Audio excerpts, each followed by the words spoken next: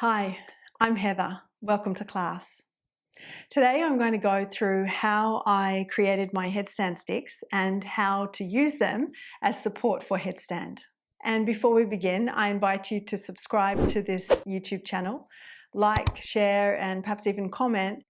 These actions all help YouTube's algorithm promote this content to other people who are looking for inspiration for their yoga practice. Before we begin, if you find this video helpful, be sure to like and subscribe. In order to create my headstand sticks, I went to the hardware store and I bought a 1.2 meter long piece of dowel, and I asked them to cut it in half. Now the diameter of this is 24.5 millimeters, so it's quite sturdy. And then I went to find some copper pipe covering in the plumbing section of the hardware store and made sure that it was big enough to fit over the sticks.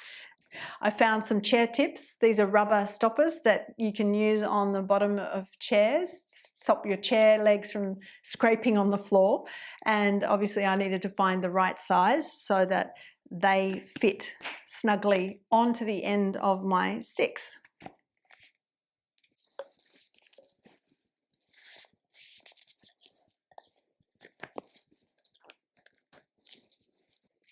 Here are my headstand sticks. Before taking my mat to the wall and showing how I would use the headstand sticks, I just want to go through the positioning of the hands and the positioning of the head for our headstand so that that's clear. When we set ourselves up for headstand, we want to make sure the foundation is very firm, that there's a strength in the positioning of the hands, the wrists and the arms so that the shoulders can lift. Now, of course, we're going to use our headstand sticks to help the shoulders to lift, but eventually we do unassisted. So when we set up, we want the elbows to be shoulder width apart. Perhaps you can start with the elbows there directly in line with your shoulders and you get a sense of that. And then you'll interlock the fingers, but not have the heels of the hands together. You separate the heels of the hands, make sure the fingers are interlocked all the way to the webbing, and ensure that the little finger side of the wrist is lengthening and pressing down into the floor. So we don't let that shorten or lift up away from the floor, and we don't allow the thumb side of the wrist and the knuckles of the index fingers to roll away from the head. At no point are we trying to push the head into the hands. We actually want to create some space between where the fingers are zipped up and the back of the head. You will note I've got a clip in my hair and there is room with my fingers zipped all the way up and the heels of the hands cupped ready for the head. There's room for the clip there as I then bring the thumbs over the top of the clip. It just gives you an indication that there can be a little bit of space. Let's say even if we were to do with a dowel here, there's a little bit of space between the back of the head and where the fingers are zipped up. Not to allow the fingers to unzip though. Sometimes we can practice even with a long piece of dowel between the hands like this against the wall, and if the dowel goes up the length of the wall, then we can take the legs up and we align the inner heels against the dowel so that we're working with that straightness. The mat will come to the wall so that we've got the mat underneath our sticks. We place one end of the sticks on the wall, the lower end of the sticks we separate so that they're just a little narrower than our shoulder width, because we're going to take the elbows outside the sticks and we want to still keep our elbows shoulder width.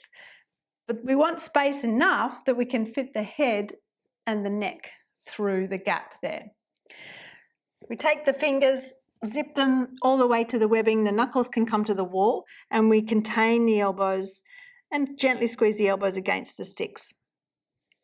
The head can come down. Whether the head touches the floor completely or not may depend on your neck. Some students do have the head just slightly lifted off the floor, and the sticks will help support the shoulders either way, whether the head's on the floor or slightly off the floor.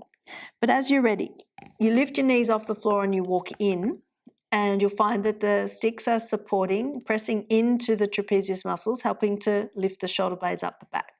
Squeeze the elbows in against the sticks, and if you're going to stay with the feet on the floor, you can separate the feet so that gives you more stability. With hip width feet, the heels lift up, the buttocks pull up and back, the hips moving back towards the wall. So we're keeping the spine long and straight rather than having the feet too far out and letting the back round. It's perfectly reasonable to do this as a preparatory pose as you're preparing for headstand. You're learning how to do headstand, you're learning what it's like to stand on the head and work with the positioning of the hands and the arms. And it's also a great option to keep the feet on the floor when you're menstruating and you want to do a headstand variation. If you are going to take the legs up, you'll start with the feet together and you'll prepare to kick one leg up and you'll bend the standing leg and use an exhalation to find your way up. Now initially the buttocks might come back to the wall, but as soon as you've got your heels on the wall, press the buttocks forward off the wall and reaffirm the pressure down through the forearms to keep the shoulder blades lifted.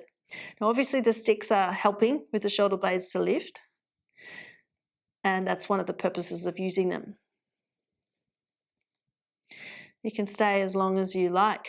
Perhaps you can even play with taking your heels off the wall if you feel confident, but you're working the abdominals, you're working the thighs, pressing the thighs back, pressing the buttocks forward, lifting the tailbone up towards the heels.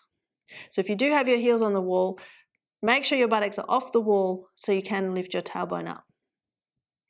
Then when you're ready to come down, keep one heel on the wall, let the hips move backwards towards the wall so that you're counter-levering the movement of the leg that's lowering. You're trying to control the descent as you lower that leg, and we come down. When we come down to rest, big toes touch, knees apart, and we'll keep the arms forward. But you can undo the interlock of the fingers, perhaps put your sticks down, cross your forearms, and rest your forehead on your forearms. You'll note as we keep the arms forward in this resting position, we're maintaining space through the armpit chest and space around the heart as the breastbone can lengthen forward towards the forearms, rather than taking the arms back here, more in the pose of the child expression, which can cause the chest to collapse a little more. So arms stay forward as you're resting after headstand. Then as you're ready, you can come to sit up. There are other ways of using the sticks, and I'm going to create another video or two that will show us how to use the sticks for some other postures, and that can be a lot of fun. If you enjoy practicing with me, I invite you to check out the video library on my website, heatherkitchenyoga.com.au, with over 450 full-length classes. There are so many classes to choose from, and I add a new class every week.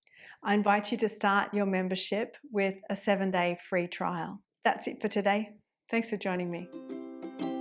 For more in-depth teaching, check out the video library on my website, heatherkitchenyoga.com.au. The link is in the description box below.